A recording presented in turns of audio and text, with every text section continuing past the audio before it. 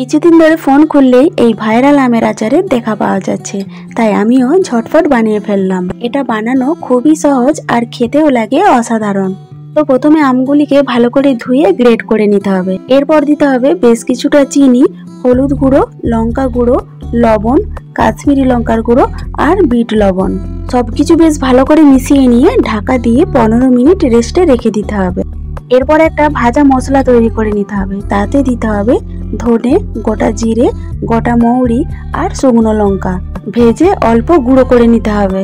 এরপর যেটা করতে হবে, গরম কড়াইয়ের মধ্যে আমের মিশ্রণটিকে দিয়ে বেশ কিছুক্ষণ নাড়াচাড়া করে নিতে হবে। যখন ঘন হয়ে আসবে তখন দিয়ে দিতে হবে আগের থেকে ভেজে গুঁড়ো করে রাখা মশলা। গুঁড়ো মশলাটি ভালো করে মিশিয়ে নিয়ে আবারও 1 মিনিট রান্না করে নিলেই তৈরি হয়ে যাবে ভাইরাল আমের আচার। তো বন্ধুরা, আমি তো বানিয়ে নিলাম, তো আপনারাও ঝটফট বানিয়ে নিন এই ভাইরাল আমের আচার। তেল ছাড়াই যে এত সুন্দর আমের আচার বানানো যায়, না খেলে বিশ্বাসই হবে না। তো বন্ধুরা, আজকের এই ভাইরাল আমের আচার রেসিপিটি আপনাদের কেমন লাগলো অবশ্যই কমেন্ট বক্সে কমেন্ট করে জানাবেন। আরও নতুন নতুন রেসিপি পেতে হলে ফেসবুক থেকে দেখলে পেজটি ফলো করে দিবেন, আর ইউটিউব থেকে দেখলে অবশ্যই আমার চ্যানেলটি সাবস্ক্রাইব করে পাশে থাকবেন। আগামীকাল হাজির হব আবার একটি নতুন রেসিপি নিয়ে। তো সকলে ভালো থাকুন, সুস্থ থাকুন। ধন্যবাদ।